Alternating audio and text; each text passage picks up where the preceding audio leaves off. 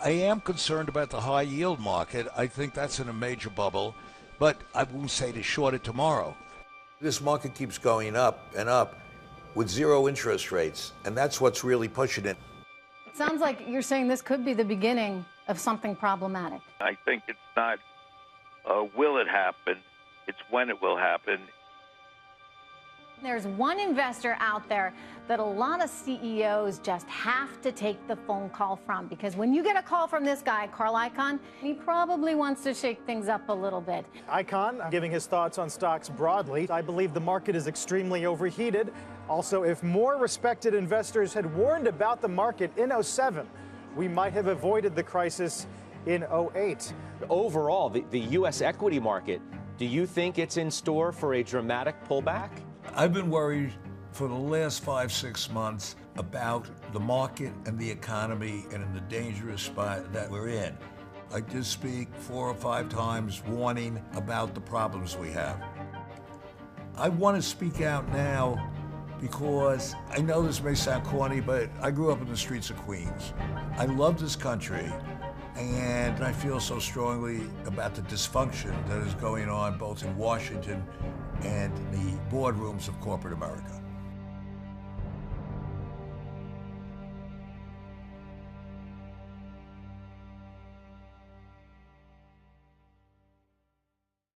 Over the years, at the risk of being modest, I probably have one of the best records on Wall Street working on broken companies or companies with great potential that just have problems many times in management or what management's doing. And our country is in that position right now. Congress, currently in a nail-biting three-way tie for least popular branch of government. And just look at our record. 30 years, no tax reform. 30 years, no immigration. As a result, you have this movement toward a guy like Donald Trump because you want somebody that's not beholden to an establishment. So we need a president that can move Congress. And I think Donald Trump could do it. I disagree with him on certain issues and certainly would talk to him more, but this is what this country needs, somebody to wake it up. One obvious problem the government should have fixed a long time ago is the carried interest tax loophole. People in Wall Street, they're good friends of mine, I like them, but not having to pay full taxes on money that you're earning is an absurdity. I would take carried interest out, and I would let people that are making hundreds of millions of dollars a year pay some tax, because right now they're paying very little tax, and I think it's outrageous. You'd like to raise taxes on yourself That's in this right. instance. Teddy Roosevelt was great. He stood up to J.P. Morgan. But where do we get a guy like that again? Donald, of all of them, maybe he's brash, but he's willing to say what he believes, and he's willing to say, hey, this is complete bullshit. The middle-class guy who's making the $50,000 a year realizes I'm being taken advantage of. He can read, he can understand. You know, in Tsarist Russia, they had to have a revolution, then the Tsar would bring out the machine guns and mow them down. All these guys have to do is vote. So we need government to get out of this gridlock, to get out of this dysfunction. A quintessential example is repatriation, which to translate means that there's $2.2 trillion in profits that American companies have earned in Asia, South America, and Europe. Companies that are domiciled in this country, but make goods in another country, produce them and sell them there, nothing to do with the United States. That money is sitting there and the companies would bring it back. But it is completely, totally unfair, the companies say, and rightly so, that they have to pay a double tax. They make the widgets over there, they sell them over there. Why should they have to pay a double tax where no other country demands it from their companies, except the United States? Our country is shooting itself in the foot because these companies are saying, well, we're not going to bring it back then. So who are they punishing? They're punishing the little guy again, because if that money came back, it would make for jobs. That money doesn't go into a mattress. That money is given to somebody who then will invest it somewhere else in this country and help to create more jobs, as opposed to taking the money over in Europe and invest it in Ireland or somewhere like that. It's absurd not to make a deal. And these companies are willing to pay a tax, and everybody agrees that it should be done. It's just having a food fight over, it's almost funny, if it wasn't so sad, who's going to get the credit for it?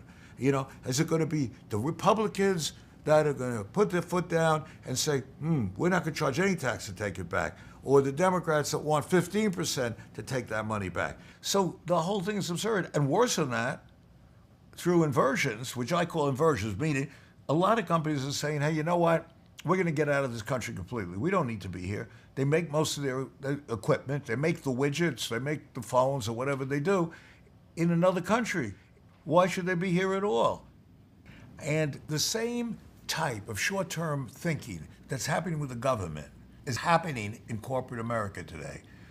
The irony of lower interest rates is that companies today, instead of taking the money that they can borrow and really investing in a lot of capital, new machinery, new equipment in their workers to make them more productive, what they do with the money is almost perverse. They just go in and buy another company to show the analysts on Wall Street their earnings are going up, so their stock will go up, and it's financial engineering at its height. The earnings that are being put out today, I think they're very suspect. The guidance you're giving doesn't talk about stock compensation. They ignore restructuring costs. They don't amortize intangible assets.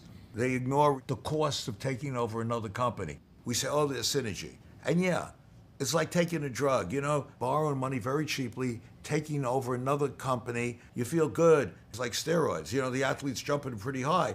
And so those companies, they can show a huge EBITDA number that we all know is not going to be there in 2-3 years. Look, I know this stuff. I've taken over companies. I understand the way of it. So these earnings are fallacious. And another reason they're fallacious is a lot of companies that are doing buybacks shouldn't be doing it.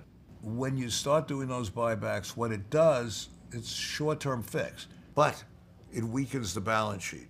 Now, I have been a proponent for buybacks in companies like Apple, where they're sitting with $200 billion in cash and not a lot of debt. They should do buybacks, and especially in Apple, where the stock is 9 times earnings.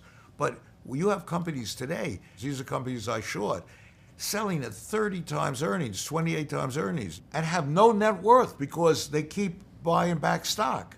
And yet, analysts look at it, quarter to quarter, if your earnings went up for the quarter, your stock goes jumping up. And now a lot of CEOs who just want to just see quarter to quarter earnings up, see the stock up. And yet, if you really do GAAP, which is a tougher metric, you haven't really increased earnings for 3 years. GAAP earnings, they've stayed at about $100 a share now for 3 years, and even GAAP earnings are suspect, which means we're paying a huge multiple. But what is going to happen to that market? Who is going to buy your stocks when those earnings start coming down? And that's with low interest rates, which I think is another scary issue. The Federal Reserve leaves interest rates unchanged. No rate hike from the Federal Reserve. Leaves the funds rates unchanged at a range of 0 to 0.25%. It also cites global economic weakness. Yesterday, the Fed again decided not to raise interest rates. The question is, why should they raise rates? And it's almost a rhetorical question. There's so many reasons they should raise rates. Because low rates are, by almost definition, building bubbles. Building real estate bubbles, building bubbles even in the art market. Because the Fed balance sheet has mushroomed from less than $1 trillion to over $4.5 trillion, which is a huge, almost unbelievable move. And all that money crowds out. The little guy, the middle-class investor, has nowhere to go with their money but into the market, or even more concerning, high-yield bonds that are very risky, and they're being sold en masse to the public, just as the mortgage-backed securities. So the companies issue these high-yield bonds and buy other companies. And in fact, the M&A business, just doing mergers and acquisitions, has doubled from 4 or 5 years ago up to $2 trillion. The irony of lower interest rates is that, well, you think it's going to help create jobs and make the workers more productive. It's not happening. If you look at our companies today, the growth of productivity is at an all-time low. Property, plant, and equipment is older than it's ever been. So we are not taking care of these companies. We are making earnings with financial engineering, by taking over other companies, by low interest rates. And what I say is, at what price? If low interest rates were just that simple of a panacea, we would never have recessions. We would never have these crises. We would never have these panics. And look, I'm not here to criticize the Fed, because the Fed did save us in 08, but then again, you could argue the Fed got us into it to begin with in 02 and 03 with very low interest rates. I mean, it's like giving somebody medicine, and this medicine is being given and given and given, and we don't know what's going to happen. You don't know how bad the end of this is going to be. You do know, though, that when you did it a few years ago, it caused a catastrophe. It caused 08. Where do you draw the line here? And I'll just say what I mean. I'm too old not to say what I mean. BlackRock is an extremely dangerous company, okay? And I know, and I mean this, not that Larry's dangerous. I know I said in my debate with Larry Fink that I think BlackRock is a dangerous company. I don't mean that in a bad way. I don't mean it to insult BlackRock. BlackRock is there to make money. That's what Larry does a great job at it. Here is the major problem in it, okay? Mrs. Jones calls them, or even an insurance company, or even a pension plan, and say, look, we can't make any income. We need income. So the wealth management guy looks and says, well, you can buy high yield. They don't even know what you mean. High yield, what's that mean? What are the risks? Well, BlackRock got a great name, and we can buy, one of their ETFs. Okay, well, that sounds good. Why not? They don't know the price. They don't understand what the price is. They don't understand what the risk is. And high yields really stands for junk bonds. People are buying these, not really understanding what they're buying. And if you just look at the numbers, they're amazingly risky. You have 2.2 trillion of junk bonds up 5 years ago, up $1 trillion. I mean, that's a hell of a lot when you think about the whole S&P is only 19 trillion. But Wall Street does what Wall Street does best. It sells securities. I used to laugh with some of these guys that sell these bonds. I used to say, the mafia has a better code of ethics than you guys. You know you're selling this crap, and you keep selling it. And in fact, you're shorting some of this. And that is really what's going on. And it's just deja vu. BlackRock is sort of a name on there.